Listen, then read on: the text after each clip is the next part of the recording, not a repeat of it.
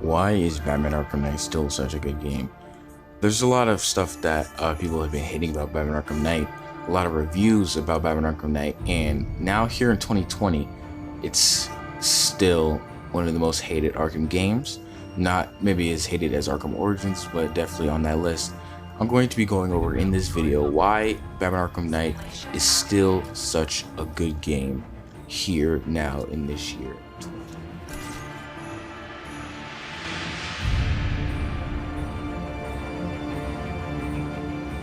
One thing I can say is Rocksteady did a very good job putting together these Predator maps. These Predator maps were really fun, really interesting, and really challenging. The Predator maps, of course, has guys such as stealth, medics, etc. And also they're on their P's and Q's, knowing that they were trained by the Arkham Knight, which is spoiler Jason Todd. If you haven't seen the game, you could just skip that. But they were trained by Jason Todd, so they know about Batman's tactics, and it's really interesting to see how quickly they respond to guys being injured or taken down, and how quickly they are. And it's really interesting, and it gives the player sort of challenge that the other Arkham games did not deliver, and it makes the game way more interesting.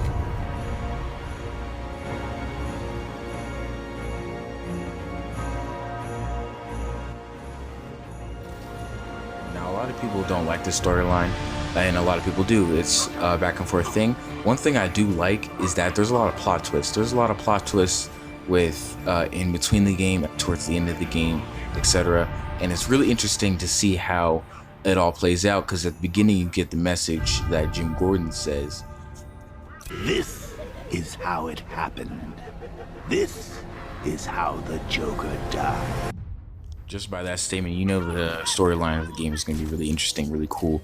And I've just played the story recently, the whole story, and it was really interesting. It was really fun. It was the first time I actually played the full story. If you notice, if you look back on my old videos on my channel, I have reviews on it. The story is incredibly well done. It was written by Paul Dini, of course, one of the Batman writers for the animated series, which was pretty cool. And I do love how the story played out. Scarecrow was a tremendous villain, and his tactics on what he wanted to do made much sense. And that was the best we've seen of Scarecrow yet, because he orchestrated all of this. And again, with the Joker was a really good installment. He was facing his demons, which is really nice.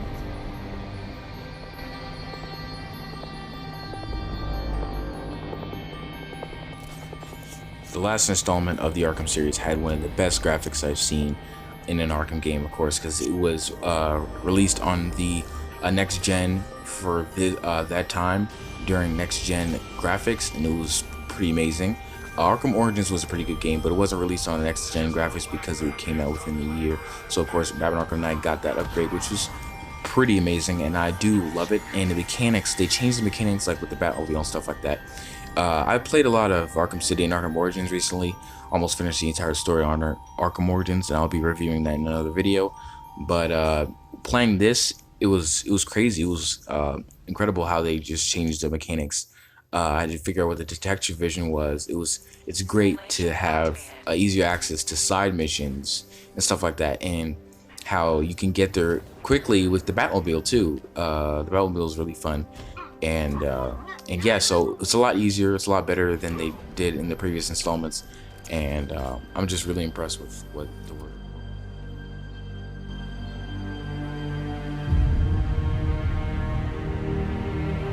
A lot of you guys don't like the Batmobile and tank missions, and some of them are annoying, some of them are difficult, which I don't disagree, but it actually is something different, which I do like. On playing this game again, it felt like the first time playing this game again, older, knowing certain things about games and stuff like that, reviewing the stuff in the past. I find it actually pretty interesting and pretty cool how they did something different with this Arkham game, because if they did another just Batman just by himself, then they would say it was like any other Arkham game. And it was really interesting to actually have tank battles and tank boss fights, because that's probably what would happen in a war, because no one would just go around starting stuff in warehouses, which that does happen occasionally, but like most of that stuff will probably be on the move. they'll be trying to take over the city. So of course they'll be moving throughout the city, and it's pretty cool to stop all that stuff happening and stuff like that. Or like people try to take over the roads and stuff like that and block off roads, and it's really interesting. And there's this one mission in Arkham Knight. It's one of the hardest ones. It was the Cobra Tank mission where you have to stop Arkham Knight. It was really interesting to see how he has a dispersal device of gas in his tank, and Batman can't use himself to get out of this one, so he has to rely on his gadgets. And I do love what they did with that, and I find it very interesting. Now, some of it is annoying, but just don't take that into the whole game, because everything they added was for a purpose.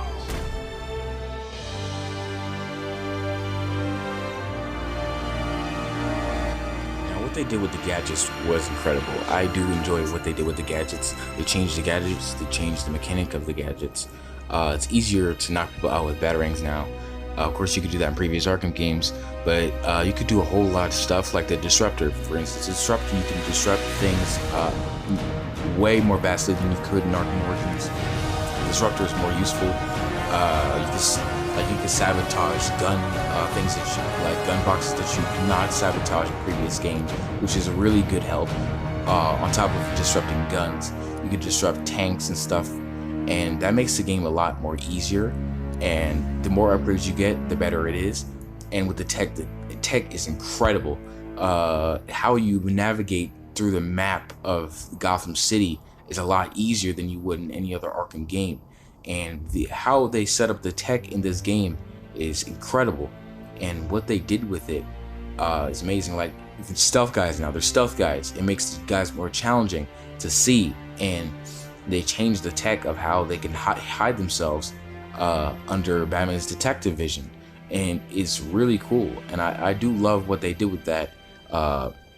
It's better than what they did with any other installment, which makes the game much more harder, more interesting. It makes the player want to play more, so they can try to fight to finish it. The gadgets I love to play around with. They're much fun. Like the remote hacking device, you can hack electrical circuits and stuff like that, or elevators, and stop bad guys without even touching them. And that is really, really good stuff.